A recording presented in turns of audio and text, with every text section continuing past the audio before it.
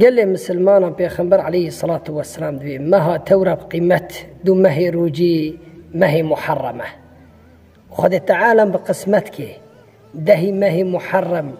ری سبته روجی ریا عاشوراء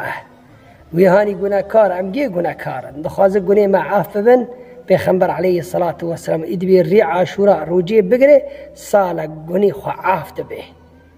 و هدینا خود تعالى دای امت محمد علیه الصلاة والسلام